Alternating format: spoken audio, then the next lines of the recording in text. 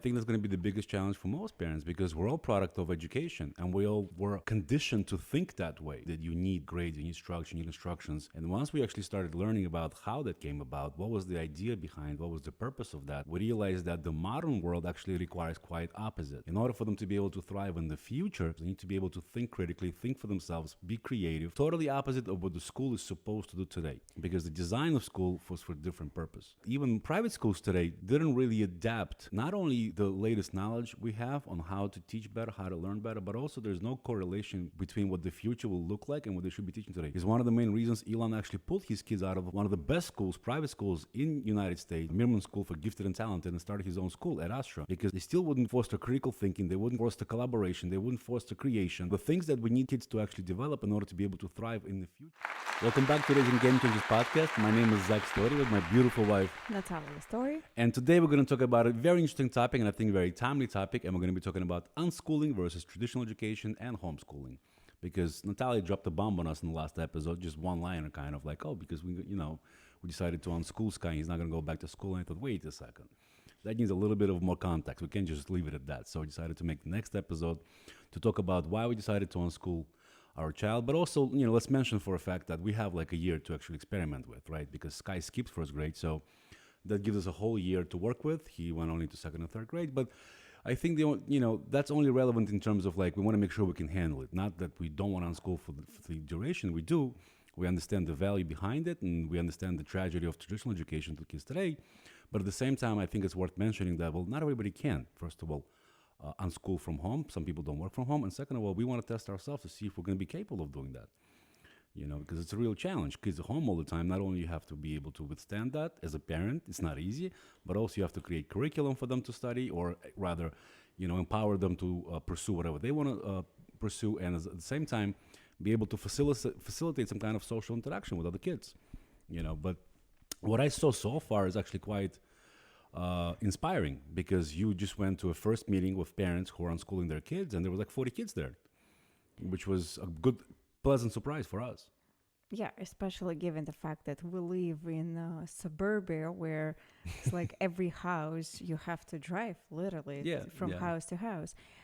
The biggest challenge for me been so far is to unschool myself, to give my kids freedom they need in order to thrive, in order to understand what they like, what they don't like, what they're interested in. Because being at school or like in schooling system for such a long time, you have to unschool yourself first without the first thought I had the first day when everyone else went to school and Sky stayed at home, I was like, okay, I need to find the curriculum. And then I was like, wait a second, I wasn't planning to homeschool. I was planning to unschool. I think that's going to be the biggest challenge for most parents, because we're all product of education and we all kind of were conditioned to think that way, that you need, until you learn about the system, we were conditioned to think that you need this structure, you need grades, you need structure, you need instructions. And once we actually started learning about how that came about, what was the idea behind, what was the purpose of that, we realized that the modern world actually requires quite opposite. In order for them to be able to thrive in the future, they need opposite of instructions. They need to be able to think critically, think for themselves, be creative, totally opposite of what the school is supposed to do today. Because the design of school was for a different purpose. Well, when the school originally, and I actually didn't know that until recently when I was researching, when original schooling system was designed in the United States, it was not really designed with a purpose to create factory workers. Like, as far as I understand, what happened is because of the travel like to Europe and learning from European countries, we kind of took the existing system of Prussian education system, which was created by extremely military state. Absolutely. By Frederick the Great, right? And the whole purpose of that type of education was to empower the army, to create people that's going to manufacture what the army needs, to create soldiers that are going to go and die for Prussian wars that they were waging all the time. But Frederick the Great, he also understood the importance of industrial revolution. And he also wanted to create not only military state like it used to be before, but it's also industrial workers who would able to follow instructions, and also consumer niche of people who would consume what was mass produced. It's like, I do remember myself growing up.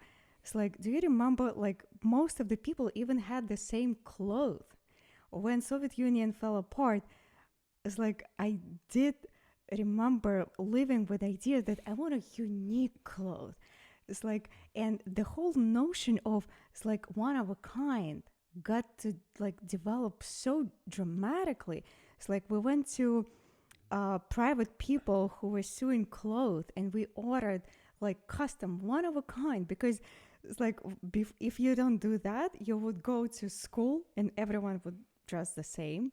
We had 7 Natalyas in my class, and like probably 5 or 4 Alex, like Sasha. Alex's. So everything was the same, and a lot of countries, including European countries and now United States, like 100 years back, we inherited a lot of Prussian values, goals, and strengths and weaknesses. Which is mind-boggling if you think about that. But let me ask you this. You said that the United States didn't adopt the Prussian model. It did, but it didn't adapt with the same goal to create military obedient people. But why would you say the goal was different? The goal was later forced by Carnegie, Rockefeller. It's completely different issue. They wanted to create those factory workers, but at first we didn't have any other working system we wanted to adopt, and we didn't. But that's what I think it was. I think it was adapted for the same purpose, because you needed to create a society that would function. And when you're talking about millions of people, you needed people to follow instructions. You needed people to go to the army. You needed people to man the sewers, to build skyscrapers, risk their lives, go into coal mines. And people wouldn't do that voluntarily. So you had to condition them to listen to instructions. That's why we adopted the same model, babe, in terms of... We did. But policymakers in the United States didn't want that. It was forced by innovators like Carnegie, by Rockefeller, because they knew that industrial revolution will happen and they will need factory workers and consumers. But it was not forced by the government. That's my point. Like, for example, when the United States was formed, right? They created new way of new constitution, new values, right? Like freedom in so many ways. But when it came to education, I don't think, honestly, that the policymakers wanted to adapt Prussian system for military purpose, like in Prussia. Well, but it was definitely for industrial revolution, for to create a factory model. Yes. Well, factory model, okay, so they went away from the military ideals, but they needed factory workers. Yes. And they needed people that would be told, would do what they're told. And it's still the same, nothing's changed. And that is the biggest shock to me of the system, is that we have a lot of private schools, but they're doing the same thing. In the United States, only 10% of kids go into private schools. Only 10%. 90% of kids go into public schools. And public schools are still represent very deeply Prussian model. But for some, like what I see right now is a lot of government politicians, right, the representatives, they use education system with all the reforms, like no child left behind, or in England, Tony Blair was running education. Yes. They use that. But my point is that United States government never sit down in one room and discussed what would be great for United States educational system. Well, the incentives drove it. The incentives drove it to that point. But let's move on to that, to the modern day, and say that even private schools today didn't really adapt not only the latest knowledge we have on how to teach better, how to learn better, but also there's no correlation between what the future will look like and what they should be teaching today. Is one of the main reasons Elon actually pulled his kids out of one of the best schools, private schools in United States, in Los Angeles, Bel Air, Mirman School for Gifted and Talented, and started his own school at Astra, because they still wouldn't teach them what they or how. They still wouldn't foster critical thinking. They wouldn't foster collaboration. They wouldn't foster creation. The things that we need the kids to actually develop in order to be able to thrive in the future, and especially given the fact that look at what's happening with the world. The world is becoming a much smaller place. So you're not going to be competing with kids just from your own country anymore in the job market. You're going to be competing globally now.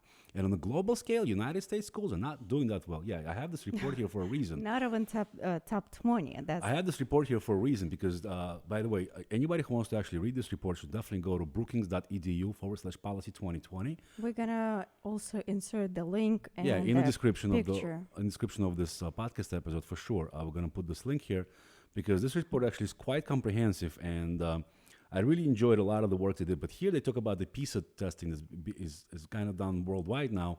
And PISA is not just testing on your knowledge that you know, there's really testing on how well you can apply that knowledge to the problems that we have. And here's where the products of the United States fail miserably. Our students can't figure out how to apply the knowledge they have towards new problems that we have because they're not taught that way. They're actually taught in a very convergent way of thinking.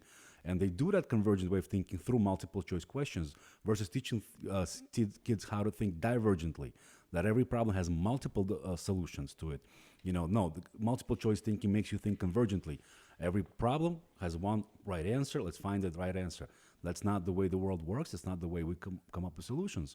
This is one of the reasons me and you embrace entrepreneurship so much, because it embraces out of the side thinking. It promotes critical thinking. It promotes brainstorming and doing things that weren't done before versus the boxed-in way of education today. Yes, I'm going to read the sentence that was the reason for me to continue reading this report because, Go ahead. Under this system, students are considered the product of the system, with standardized assessments serving as quality control measures to encourage effective instructions. Mm-hmm. This one sentence represents the entire educational system. And look what happened with countries that have gone away from that. How did Finland go from number 25 on the list to number 1 on the list? Because they've gone away from standardized testing. They went back to the Socrates model of education, where they just have a guide as a teacher, and they empower kids to learn what interests them. And through that process, you're going to learn whatever else you need to learn. If you're really interested in nature, if you're interested, whatever this interests you, engineering, and then you're going to realize, wait, I need to know math for that. And then you're going to want to learn math versus me shoving it down your throat, telling you, no, you got to study this. And if you don't understand why you got to study, all you got to do is try to memorize, pass the test, and forget it the second you get out of that classroom. Finland is a small country. And a lot of people, I also had that concern. Is it possible to change the schooling system, especially after I've read the quote by Elon when he said, it's easier to send people to Mars than to change education system. Mm-hmm. And then I was researching, was it implemented, some kind of reform that changed the entire educational system? And then I found the Sima Bansal. Mm-hmm. She was invited to India, in one of the provinces in India, mm-hmm. that amount of kids are going to schools in that province are equal to Canada. Right. So it's a small province in India, but it's bigger than most countries. It's size of Canada. Mm-hmm. So what she did, she transformed in 3 years the entire education approach, because in India, back few years ago, 40% of kids were going to private schools because public schools were not even close to not only to Indian standards, but to worldwide. So they decided to do this experiment, and in 3 years, she transformed the entire education system of that province with a mind-boggling results. And what she did is, without additional financial resources. That's the key. Right. So that's not only the key, that's actually quite amazing. So what I concluded from that experiment, mm-hmm. is the schools in that particular province, they didn't have computers. Teachers didn't have access to emails. So it's Oh, wow. so, but That makes it so much more interesting, the results. But what she realized is that every teacher had a cell phone. So the entire province, the entire community of teachers were grouped into WhatsApp messages. Groups? Okay. So basically, when any teacher had a question like, what do we do with this? Any other teacher from different parts of the province would post a question there to the group, get an answer. Contribute. So the educators, which were at first they analyzed were they good fit to educate kids, and yes, they were extremely educated. So the entire educational community of teachers, they collaborated with each other to make every school is to the level.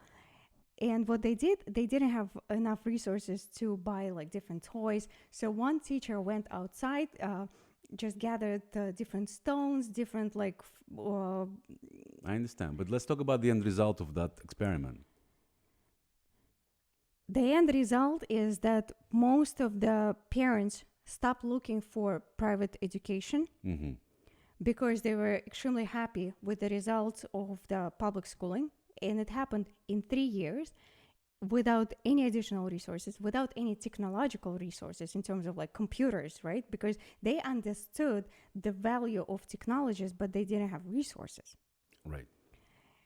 And they included a lot of engagements, a lot of nature, a lot of real hands-on learning, active learning versus lecturing, memorizing, instructing. And that could serve as a very good blueprint for everybody else to model, because you see now how it was done elsewhere, how Finland did it, that province in India did it. Now other countries, it was listed in this report, I think it was Chile, China, and a few others that are following in their footsteps in order to adapt that type of education. And they're doing phenomenal results. But for us, it was not an option because it doesn't exist here where we are in the United States. So the only options we have now is kind of to unschool, homeschool, or find private schools. Like we found a school this guy is going to attend once a week that's like an outside nature school, because it's not going to be, all they're going to be learning there is, all different things about nature. No, they're going to learn physics, chemistry, biology. That's true. But by actually looking at things that you're learning, not looking at the pictures. Like yesterday, Sky knew about that beetle, remember? Yeah. It's it was so interesting to interact with my 8-year-old because he knew interesting life-related facts and knowledge that I didn't know about. Yeah, and so that gives us the model to actually, the blueprint to model, but since it's not happening, you know what? I also want you to bring up, we wanted to talk about the animal school book because it kind of talks about the problem with today's education, how when you try to teach kids everything, what ends up happening. So I know you've prepared a passage from the animal school book. It's not just the book that is talking about today's problems of education. This was the book that was written by, I think it's either principal or superintendent of the principal in 1940, right at the beginning of World War II. Yeah. So it's almost 100 years ago. Once upon a time, the animals decided they must do something heroic to meet the problems of a new world. So they organized a school. They had adopted an activity curriculum consisting of running, climbing, swimming, and flying. To make it easier to administer the curriculum, all the animals took all the subjects, sort of like in our schools today. Exactly like in our schools today. The duck was excellent in swimming, in fact, better than his instructor. But he made only passing grades in flying and was very poor in running. Since he was slow in running, he had to stay after school and also drop swimming, something that he loved doing, in order to practice running. This was kept up until his webbed feet were so badly worn and he was only average in swimming. But average was acceptable in school, so nobody worried about that except the dog. Then was a few other animals, and then the eagle was a problem child and was disciplined severely. In the climbing class, he beat all the others to the top of the tree, but insisted on using his own way to get there. At the end of the year, an abnormal eel that could swim exceedingly well and also run, climb, and fly a little had the highest average and was valedictorian. And then the story goes on, but it summarizes what we have today, that average that doesn't even exist in real world. That book, The End of Average, describes like so many real life examples that average simply work on paper when you're doing math, but when you're trying to use that calculations for humans, it doesn't work. And a lot of kids, instead of investing time in their strength, they have to spend so much time in improving their weaknesses to meet that average, that first of all, they give up on something that they're doing great, and they would probably accelerate so much faster because most likely they love doing that. Also. And the interesting part is once people get out of school and they take on a journey, those who do on a self-development and self-improvement, what are the first things they learn? Work on your strengths, not your weaknesses. Become special at something. Become really good at something above all else. Master one thing and don't pay attention to your weaknesses because you can outsource it while other people are going to be great at it. You need to be good at one thing that you're good at. You need to be replaceable, unable to be outsourced, things of that nature. And that's unfortunately not taught in schools today. To me, that's the biggest reason why I wanted to unschool, why I was so supportive of your idea to unschool, because the biggest reason to me is that, first of all, schools do not utilize the knowledge we have today in terms of how to better educate. We know today so much more about neurobiology that's not being applied at all. We understand that we have more cortisol and more norepinephrine in the early parts of the day, so we're more logical, and you want to teach logic, and you want to be more creative in the second half of the day, because in the second half of the day, just thanks, due to our neurobiology, which everybody shares across, doesn't matter which race you are, doesn't matter how old you are, everybody's got the same neurobiology. In the second half of the day, you're a lot more creative, and now we have guys like Dr. Andrew Huberman from Stanford who's teaching us about that. His podcast, Huberman Lab, is absolutely phenomenal on learning. There's so many more things he mentions there, like for instance, even just giving kids intermittent breaks makes the brain actually replay everything just like we do in sleep. So for instance, you're studying something and then boom, the buzzer of the teacher goes off and everybody just takes a 10-second break. What happens in that 10-second break is that your brain replays everything you just read or learned in backwards, and it transfers it into hippocampus, into long-form memory. So the memory retention is much, much longer. But we knew about memory retention and knowledge retention from the 50s of last century. If you Google right now the research on the learning pyramid or the retention of pyramid, right, that was done in 1954, which was later validated by a famous American physicist, Richard Feynman, whose famous Feynman technique is a 4-step process of how you can retain over 90% of information you're being taught. And that's by teaching it. And not just teaching it, rather. His technique is, you learn the resource material, that's step 1. Then you teach it in step 2. Obviously, as you teach it, you identify the gaps in your own knowledge, that's step 3. Then you go back to the resource material, fill up those gaps, and teach it again. You repeat that cycle once, and you will retain over 90% of information that you're trying to understand and memorize. And he also has this very key phrase that I believe is crucial, is that if you can't explain something in simple terms, you simply don't know it. You don't know it well enough, right? And that could be the way we actually evaluate kids. Instead of giving them a grade on something, like on multiple choice questions, we can just ask them to teach and to explain things. You can easily see if the person knows the subject or not. And the beautiful part about that is that not only they're going to remember it after they teach it, it's going to be a lot more engaging because they're going to be teaching it to other students. Imagine like having a collaboration of that sort. Everybody learns whatever they want to learn. We empower them to learn whatever they want to learn. And then they have to share that with the group. They have to teach other kids on what that is they're pursuing. How empowering would that be? It would be extremely empowering and also promote collaboration, because what collaboration is, I have a strength in something, you probably don't, but you can benefit this particular project and something else because your strength is something else, right? And in reality, that's how every single organization, corporation, business, this is exactly how it works. And I personally tried to learn so many things that I was not good. I wasted so much time. We all did, not just you. Like, yeah. We all did because we all went through the same system. And what else I want to mention is that now, though, we have hope, right? Because there are other organizations that are popping up that are doing things differently. For instance, one of them I want to mention is the Physiology First guys, who have a school. I forgot which state it's out of, but they run a school that's based in physiology first. They start their day by exercising, by taking cold plunges, by doing sauna. Everything that we know today, the adults do, the super achievers do, the high performers do in order to empower themselves to have a tremendously powerful day. These guys do it now in school. They start their school day with exercise, saunas, and cold plunges. Every single student. I know, that's amazing. Is it that school that has treadmills and bikes in every all classroom? All of it. Yeah. They have all that. So that's how they start. Second, there's a synthesis.io, right? I think maybe something else. Synthesis school. .io, yeah. .io. And that's a school that came from Elon Musk's school. That's a class that came from Elon Musk's school. So when Elon started school at Astra, there was this one particular class in there called Constellation that was very, very powerful, and it produced the best results. Why? Because that class was ran by students themselves. They were naturally put into, like they went through a natural order of hierarchy. Everybody would decide themselves who is doing what, in Constellation class. And they would pick a project themselves they want to work on.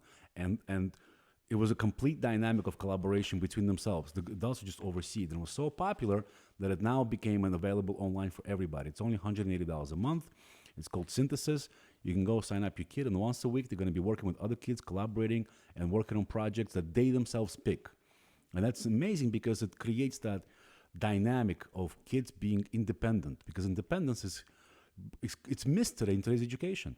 One of the things that I so much liked from Esther Wojcicki, the godmother of Silicon Valley, in her book How to Raise Successful People, is her system TRICK incorporates I stands for independence. And even as a grandmother, this thing she did with her granddaughter. Imagine her daughter is the CEO of YouTube. She takes CEO of YouTube kids, right? Her two granddaughters, I think it was grandson and granddaughter, and she dropped them off at Target for an hour when they were 7 and 8 just to go shopping. Of course, Susan Wojcicki, the CEO of YouTube, had a meltdown over it. Like, how'd you do this to my kids? But she told her, relax, what's going to happen to them? Nothing will happen. They need to grow to be independent. And this is what's missing today, independence for kids. They need to be independent, and that's what I think Constellation and now Synthesis is kind of trying to incorporate. Independent of adults thinking and taking action without our facility. And look what happened. Once we started Unschooling Sky, the very first day, he was looking for instructions from us. Because and it was painful to watch, but it was also a little bit like a nice experiment for me to observe, because the previous day when school was not around, right, it didn't start yet, the very previous day, the previous month, so all that, he never needed instructions. The second the school started, like a clock went off in his head. Like a Pavlov's dog. Exactly. Like, okay, what do I need to do now, Papa? And I'm like, what do you mean, what do you need to do? You know exactly what you need to do, the same thing you were doing yesterday. You never needed instructions before. Why do you need them now? Yeah, it's like in that book, Weapons of Mass Destructions. What's wrong with schools today? Weapons of mass instruction, I think, no? Destruction? Instruction. Instruction, yeah. Instruction. Yeah. About kids learning from kids, which you just mentioned, Yuval Harrari, in his book, right, and his chapter of education, 21 Lessons for the 21st Century. That's the book. He says, the best advice I can give a 15-year-old is do not rely on adults too much. Most of them mean well, but they just don't understand the world. It's a very interesting observation. This is why Elon says people need to die. And I do because remember, as they get old, they stop understanding the new world. I do remember when I was growing up, like 15, 16, 17, right? Like I was having conversation with my parents, and I understood that they have no idea about the world I am going to live. Like Yes. I do remember that thought. And the new generation of kids will benefit from learning from like each other more than if I would get paid to tell them that the earth is round, right? Like that 2 + 2 is equal 4. Like they would learn from each other, and they will be more ready for the uncertainty. And like constant change of the world of the future. Well, in that very chapter, he talks about how the only skill our kids are really going to need is an ability to reinvent themselves over and over and over again. Why? Because we have a cascading amount of technical revolutions on the horizon, especially as the exponential technologies converge now. It's going to create tsunamis of revolutions.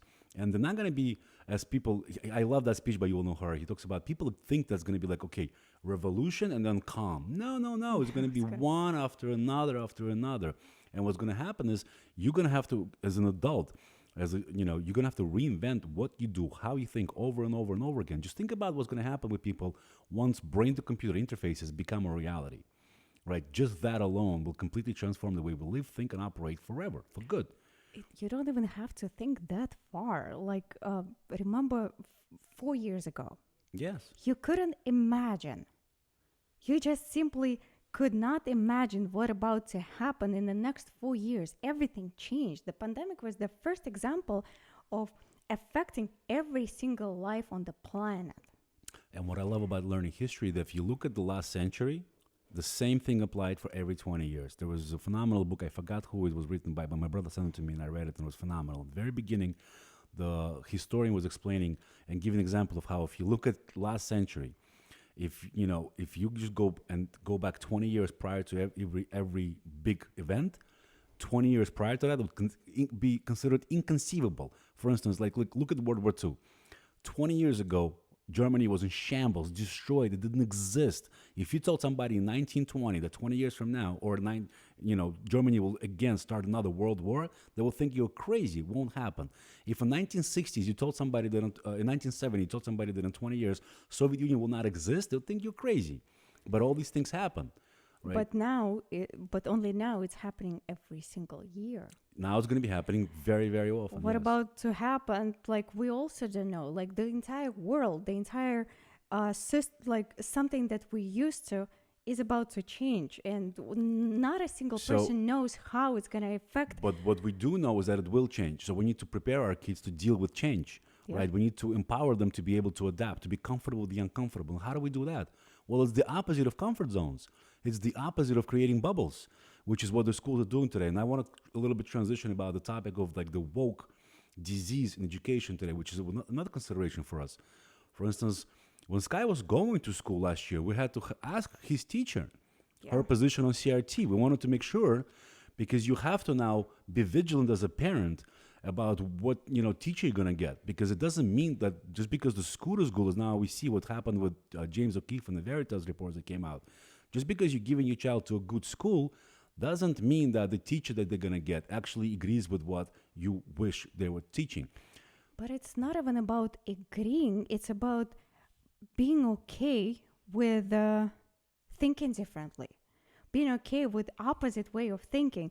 That's what missing today. It seems like they're teaching only one way of thinking. What happened to debates? What happened to, well, I think it's different. Let's find the middle ground, right? It's like, well, that infiltration of the woke, I think, is going to have a very positive effect, because right now you see a lot of people are rising up with that. They're not going to take this nonsense anymore. Especially James O'Keefe exposed certain things that were quite disturbing, like that teacher from the Trinity School in Manhattan who said that white kids are the problem. And I'm not even going to mention that joke she did about Dexter and the serial killer that needs to kind of take care of the problem. But the fact that her statement was that white kids are the problem because they think they're white boys are entitled because they think they're the problem because they think they're entitled to expressing opposite views. That's what bothered me the most, because I want to actually foster in my child not only the ability to express opposite views, but rather the necessity and the need to think differently. Because you know what we know from actual life? That the crowd is always wrong. Okay, Mark Twain wrote that if you ever find yourself agreeing with the crowd, it's time to stop and reevaluate. Because if you agree with the crowd, something is done horribly wrong in your decision making. And she's literally thinking that's a problem. The fact that they have critical thinking and they entitled to express an opposite view. Can you believe that's a teacher saying that at a private school? We actually considered that school. We considered all the private schools in New York City when we sent Sky to bases, before we sent them to bases. That's just one of them. There were 3 others. One of them was assistant principal, or actually somebody above that, because he was in charge of actually the hiring process for the district in Greenwich, Connecticut. I don't want to mention and drop any names, but the point is that people in a position of power who are actually have the power to influence policies are being so biased and unobjective and, quite frankly, stupid in their decision making. That it's mind-boggling, but at the same time, as a parent, it's like, okay, I don't want to be upset too much about things I can't change. The only thing that worries me is like, what can I do about it? And I come to the logical conclusion that the only thing I can do about it is take my kid out of that system and educate him myself. But unfortunately, all of one way of thinking also creates a tremendous problem for emotional balance, because if you growing up in the bubble, but then you become a high schooler, and you become open to social media, everything what's going on in the world, you basically can search. You're one button away from different opinions, different way of thinking, and you can't handle emotionally the differences in the world, right? And statistically, that's what scares me the most, is that 1 in 15 kids in high schools are trying to commit suicide. Basically, if you're going to private school with a class of 15 kids, you have at least one child who is trying to end his life. Well, I know and about the statistics later, if you dive in deeper, 1 in 53 kids are endanger themselves to the point that they either succeed or they have to get involved like medical team or doctors. Well, and that for me is a sign of like the dramatic change has to happen. That's unfortunately, not only it is a reality, like I know about it firsthand because my nephew's cousin committed suicide when he was 18 in high school, right? He's not my relative because he came from the wife's side, but it's phenomenally tragic for all of us. And then when it happened, I had to look into like why it's happening, and that's when I saw the stats of how it's rising, and there's 2 contributing factors to it. The one contributing factor is they put kids on medical on meds right away. The second you're fidgeting, you're not sitting well, what do they do? They put them on SSRIs, they prescribe Ritalin, they prescribe all kinds of ADHD drugs, which is phenomenally tragic. Like that kid was on SSRIs from 11 years old. He turned him into a potato. He didn't want to live anymore because he's got no emotions left. And the second problem, of course, is social media, because you're now competing against visionary people because they have these filters now. People aren't. It's like a highlight reel of your life, and you're comparing yourself to what's not really happening in people's life. You think everybody's living a phenomenal life. Meanwhile, everybody's miserable, just posting the good things about their life. So social media combined with drugs is the result of this epidemic of not just suicidal thoughts, but all kinds of negative outlooks, and including the whole rise in very controversial transgender surgeries in teenagers. It's all part of that. This is all big, like one big problem. But I also think if you getting used to the fact that only one opinion is the right one, you might be afraid or terrorized by other kids, by society, for thinking differently. That bubble creates a dangerous environment for our kids not to be able to express their own thoughts, opinions. It's like the opinions and thoughts of kids getting suppressed, and also other kids around, if you are thinking differently, they can't comprehend, and you becoming bullying is also one of the reasons, right? And why the bullying actually exists, because we're not accepting that everyone is different. Simply is that.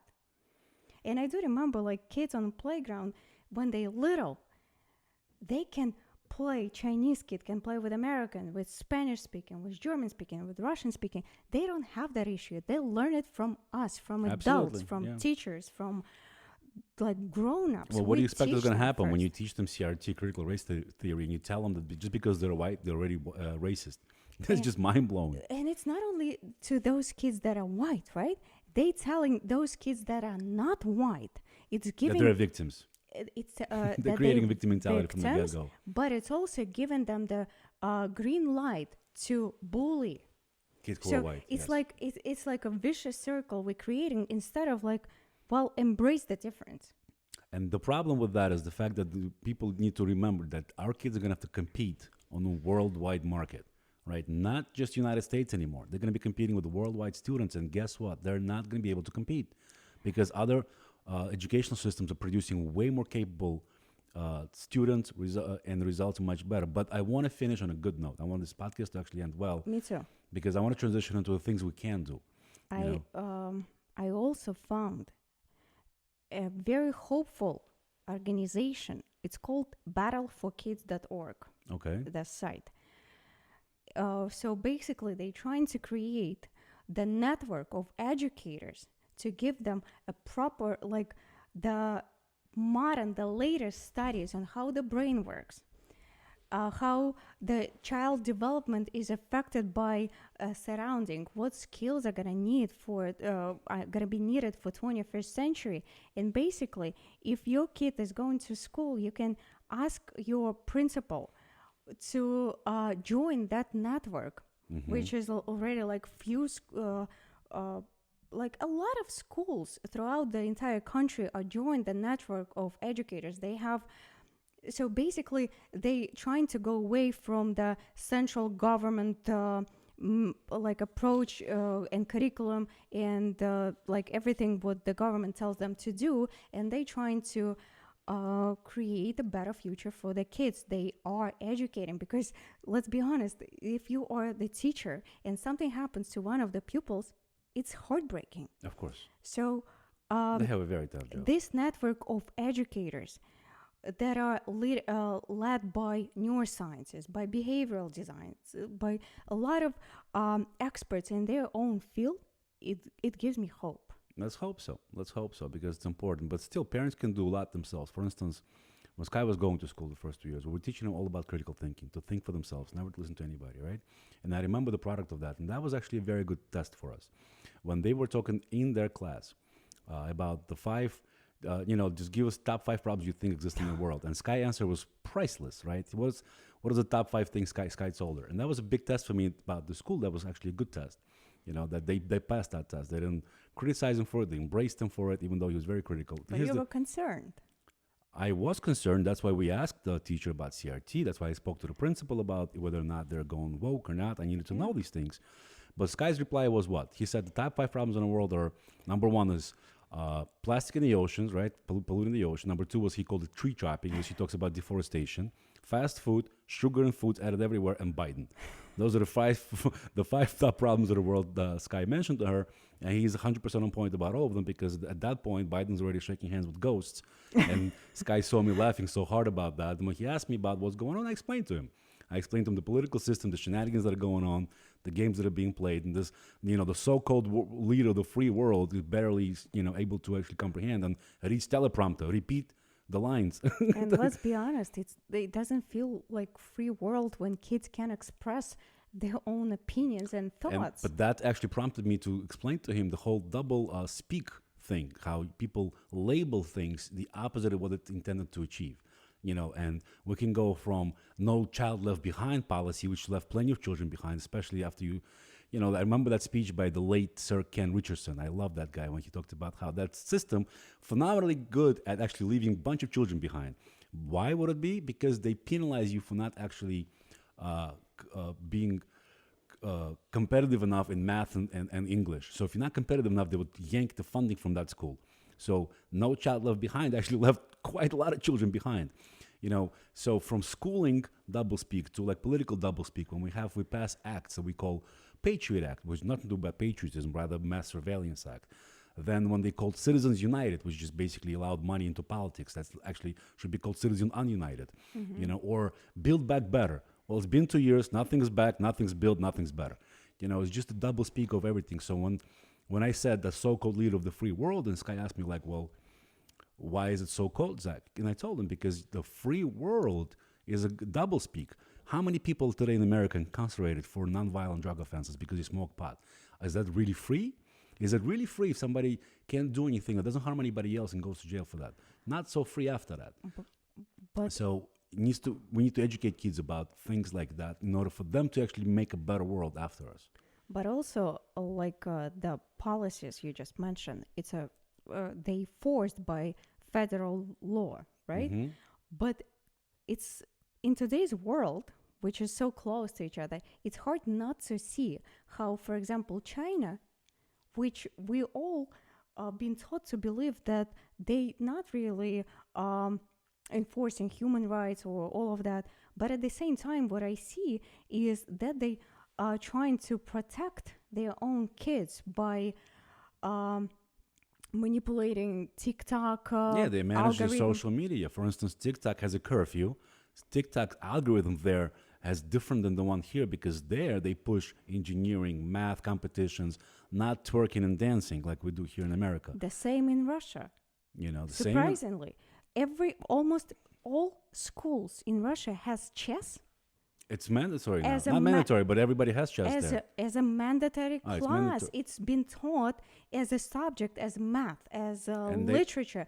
They've been teaching chess for the last 10 years. Whenever we go with Skylar to chess tournament, what I see is Chinese kids from India. And Russians. Yeah. That's you see. Indians, Chinese, and Russians. On chess So tournaments. I see the countries, maybe they might be not good at certain areas, but at the same time, they're trying to protect their own kids. What we do here in America, we forcing those laws that actually harmful to kids. Well, that's all part of the Ray Dalio's changing world order. Unfortunately, it's coming and it's inevitable. There's nothing we can do about it, but we can actually empower our kids to thrive no matter what happens. That's the whole idea of raising game changers. I hope so. To raise kids that will thrive no matter what happens. Chess is one of those things that we embrace wholeheartedly, not simply because we have a Soviet background, but because we understand that that's the best way to actually foster critical thinking, beating the game by the rules that you're allowed to play within. So it doesn't matter what the rules are. As long as you understand the rules and your opponent's playing by the same rules you are playing, you can manipulate the game and win. And the same thing applies to the real world. As long as you accept the rules, like I teach Sky from day one, don't try to change the system, just thrive within the system.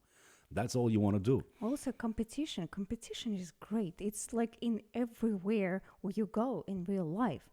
But what I've seen lately in schools, they're trying to suppress competition throughout the kids in terms of let's take turns to play ball at the soccer game. There's worse than that. When they give out participation trophies, that's the worst thing they came up with. Kids try so hard to compete, to win, and then you denigrate that by giving everybody first place trophies. What kind of nonsense is that?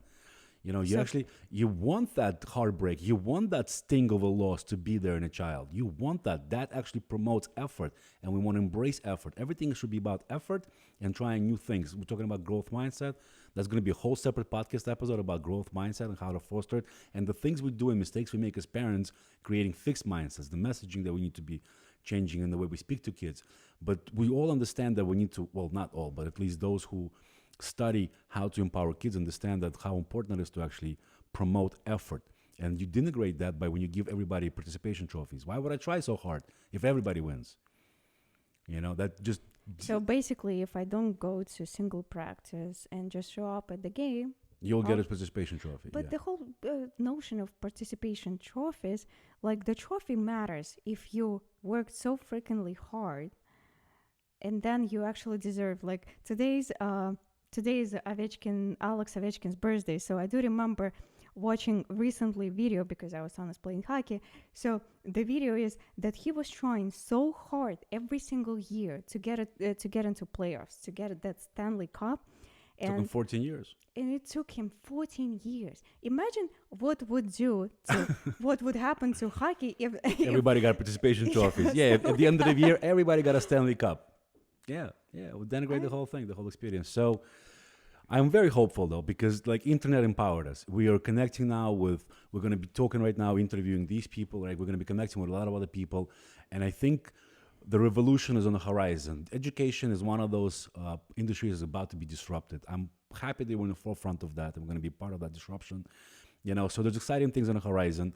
Even unschooling, imagine in a couple, 2-3 years, it might turn back into schooling, but in the new paradigm, in the new environment, embracing what Finland embraced in terms of no more curriculums, no more separating kids by age, actually bundle them together. The more diverse, like we know from a workplace, diverse work groups do much better than when they're only men or only certain age. Like that's why when, as an employee, when I used to go to these meetings and learn from better CEOs than me, they would always talk about how diverse groups, like I was listening to Ray Dalio talk about that a lot. He would actually screen people to be completely different. He's got this test now that's available, principlesU.com, right? He would use that test to evaluate people and bundle people in groups from all kinds of different traits and backgrounds. Those groups would perform much better than if people are very similar in backgrounds. You can give the same example talking about football team. Imagine if Tom Brady would pick only 40 years old guys, and the other team would be like all 20 years old guys right from the college. But the gap, the experience players, versus ability. And he is a role model for them, right? He's not just a captain of the team. He's also a leader. Yes, his work ethic, it's everything. So, but the gap between them is 20 years. Yeah, which is exactly, that's great because youngsters come in and they learn from him how to be there before everybody else, how to stay after the practice is over, how to do the extra mile, to go the extra mile to achieve phenomenal results. And this is what we need introduced to the mass education, you know. I think it was a phenomenal podcast, babe. I think we covered all the bases we wanted to cover, I think. And we're most likely going to be talking about unschooling a lot more, especially sharing our experience that we're just, embarked on that journey. Especially what we're going to fail at. Yeah, we're going to be failing. We're going to be kind of documenting that journey and reporting on that in real life time. So that's exciting. It's exciting. All right, everybody. Thank you very much for listening. And I'm looking forward to speaking to you in the next episode.